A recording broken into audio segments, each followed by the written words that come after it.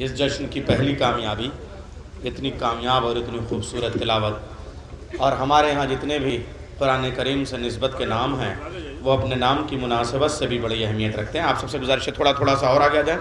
دیکھیے ہمارے ہاں جو ترجمہ چلتا ہے وہ فرمان علی صاحب کا، وہ اس لیے مقبول ہے کہ فرمان معصوم کی روشنی میں ہے، اور دوسرا ترجمہ ہمارے ہاں مقبول ہے جناب مقبول احمد صاحب کا، تو چونکہ وہ بارگاہ معصومین میں مقبول ہے ان کے عقیدت کی بنیاد پہ، اس لیے مومنین میں بھی مقبول ہے۔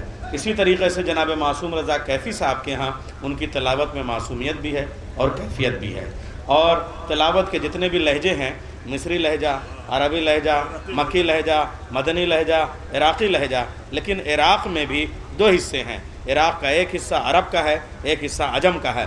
جو عراق اور عجم کا حصہ ہے اسے ایران نے اپنے ایک منفرد لہجے سے پہچانوایا، اور ہمارا تعلق خاص طریقے سے جو ہندوستان میں اسلام آیا، جو لوگ آئے ہمارے ہاں بزرگ آئے ہیں وہ ایران کے ذریعے سے آئے، چاہے وہ ہرات کے ذریعے سے یہاں پشاور تک آئے ہوں، چاہے وہ ہمارا مراکش کا علاقہ ہو وہاں سے آئے، یا اور جو ایران کے سلسلے سے یہاں تک اندھار ہے، بخارا ہے، ترمز ہے، یہ سارے سلسلے یہاں تک آئے ہیں۔ تو وہ لہجہ جس کا حق تھا ادا کرنے کا، تلاوت کے اعتبار سے آپ نے واقعی مبارکباد کے مستحق ہیں، بہت اچھی تلاوت فرمائی ہے، اور آواز پہ جو کمانڈ ہونا چاہیے تھا بہت اچھا کہ ہمارے علاقے میں ایسے تلاوت کرنے والے ہیں۔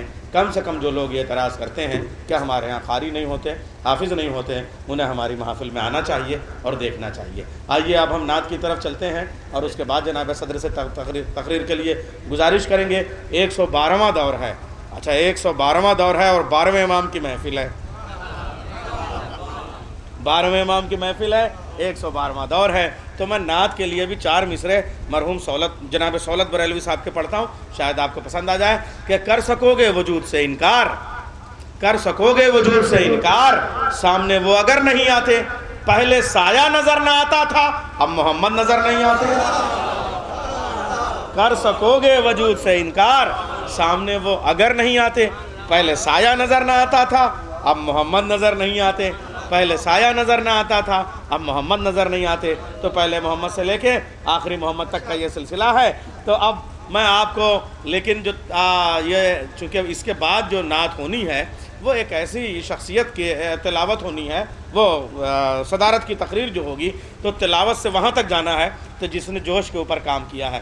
تو نعت کے حوالے سے یا ہمارے یہاں ائمہ کے حوالے سے بھی جوش نے بہرحال جو کام کیا ہے، جو شاعری کی ہے، وہ بڑا آفاقی کام ہے۔ تو ایک بند جناب شبیر حسن خان جوش ملیحہ وادی کا، پوری خان صاحبیت دیکھیے کہ مرد غازی کو دیا کہ نوع انسان کو دیا کس فلسفی نے یہ پیام، مرد غازی کا کفن ہے خلط عمر دوام، نظم کس نے کر دیے مقتل میں حوروں کے خیام، جانتے ہو اس دبیر ذہن انسانی کا نام۔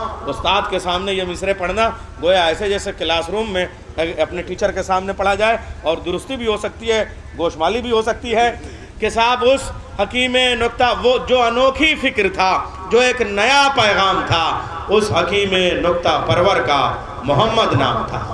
تو یہ تو بات ہو گئی صاحب بڑے عالمانہ اور فلسفیانہ والی بات ہو گئی ہے۔ آئیے میں بات کرتا ہوں، جناب علی جاوید مقصود حیدرآبادی نے ایک نعت یا نظم کہی تھی، میں اس کا بند پیش کرتا ہوں کہ اللہ نے روکی نہیں تحقیق کی راہیں، اللہ نے روکی نہیں تحقیق کی راہیں، قرآن سے تم اذن سفر کیوں نہیں لیتے، تعریف ان آنکھوں کی بہت کرتے ہو لیکن ان آنکھوں سے تم ذوق نظر کیوں نہیں لیتے، ان آنکھوں سے تم ذوق نظر کیوں نہیں لیتے، اس دوش کی کملی بھی بہت خوب ہے لیکن اس دوش کے راکب کی خبر کیوں نہیں لیتے، اس دوش کے راکب کی خبر کیوں نہیں لیتے۔ پوری دنیا آج پریشان ہے، مکے کی گلیاں کتنی سہانی، طیبہ کی گلیاں کتنی سہانی، لیکن یہ باتیں ہو گئیں بڑی پرانی، اس لیے کہ وہ گلیاں بہت حسین ہیں جن میں آمنہ کا للنوا چلا، وہ گلیاں بڑی پیاری ہیں جس میں عبداللہ کے یتیم نے قدم رکھا۔ ارے صاحب وہ گلیاں بہت پیاری ہیں جن میں آمنہ کا لال چلا، وہ گودی بھول گئے جس میں آمنہ کا لال پلا۔ مسلمانوں اس شہر پہ جان دیے جا رہے ہیں جن میں رسول نے ایک بار قدم رکھ دیا، اس گودی کو کافر کہہ رہے ہیں۔ جن میں پرورش ہوئی ہے نبی کریم کی۔ آئیے نعت کے حوالے سے، مگر میں شعر پڑھ دے رہا ہوں اس لیے کہ طیبہ سے بہرحال ہم محبت کرتے ہیں، مدینہ سے بہرحال محبت کرتے ہیں، اس لیے کہ مدینہ تبرکات کا شہر ہے۔ کربلا کے بھی سارے تبرکات مدینہ میں ہیں۔ یہ جو حالات کی دھن چھائی ہوئی ہے یہ زیادہ دنوں تک نہیں ہے۔ سعودیت اور یہودیت دونوں کی ایکسپائر ڈیٹ آ چکی ہے۔ ہمارے سارے تبرکات انشاءاللہ مدینہ میں ویسے ہی سامنے آئیں گے، ہم سب زیارت کرنے کے لیے جائیں گے، اور مدینہ میں جو ہمارے سارے تبرکات ہیں انشاءاللہ ویسے ہی جشن ہوگا۔ تو صاحب عشق طیبہ میں جو گھر سے چلیے، عشق طیبہ میں جو گھر سے چلیے، پاؤں تھک جائیں تو سر سے چلیے۔ آئیے میں گزارش کروں گا جناب زاہد نوگانوی صاحب سے تشریف لے آئیں اور ایک نعت پاک پیش کریں۔ بآواز بلند نعرہ صلوات۔ رسول پاک کی سیرت کا گر عرفان ہو جائے، رسول پاک کی سیرت کا گر عرفان ہو جائے، رسول پاک کی سیرت کا گر عرفان ہو جائے، مٹے یہ فرقہ بندی آدمی انسان ہو جائے۔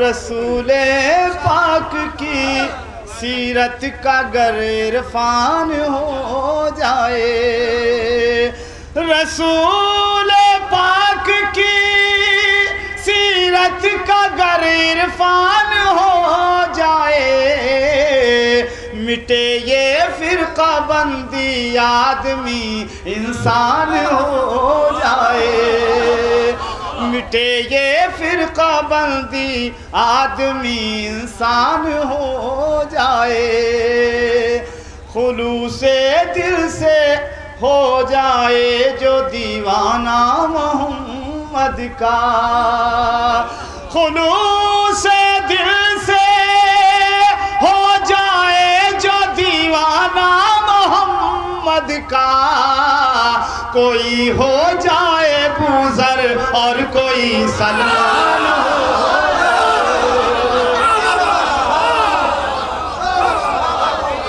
خلوص دل سے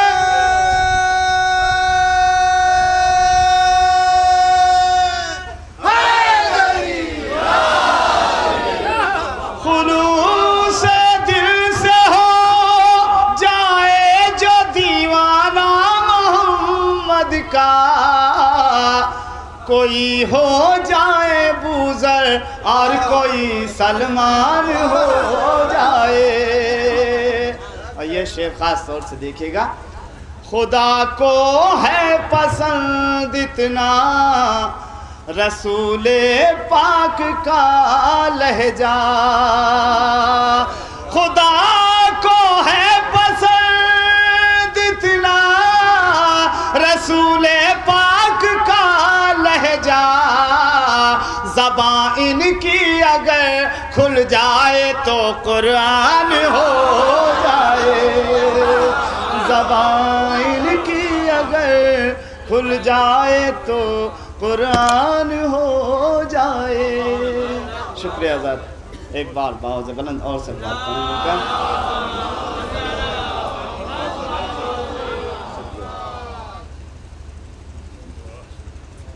چار مصرے اور معراج کے حوالے سے پیش کرتا ہوں، شاید کوئی نئی بات ہو، دیکھیے گا نیر بھائی خاص طور سے۔ اس جہان سے اٹھ کر اس جہان تک پہنچی، اس جہان سے اٹھ کر اس جہان تک پہنچی، نور کی سواری پر لامکان تک پہنچی، نور کی سواری پر لامکان تک پہنچی، تو مصطفیٰ کے پیروں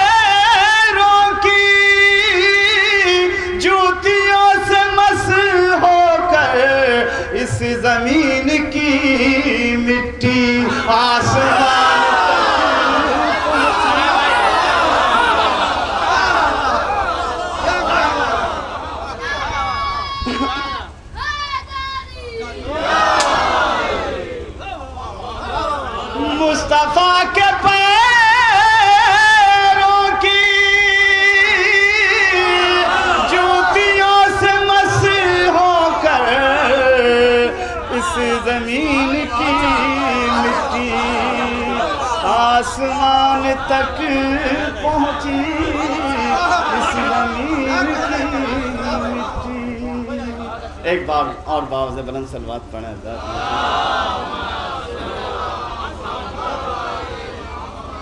ایک مطلع اور دو شعر اور آخر میں حاضر کرتا ہوں, سماعت کرنا. جو لفظ محمد کے ہونٹوں سے نکل جائیں, جو لفظ محمد کے, جو لفظ محمد کے ہونٹوں سے نکل جائیں, آیات جلی بن کر قرآن میں ڈھل جائیں, آیات جلی بن کر قرآن میں ڈھل جائیں, آیات جلی بن کر قرآن میں ڈھل جائیں. ایک بار باوز بلند صلوات پڑھیں آپ ادا مل کر. بٹتا ہے وہاں, ایک اور صلوات پڑھیں آپ. آیات جلی بن کر قرآن میں ڈھل جائیں, جنت سے لباس آئے,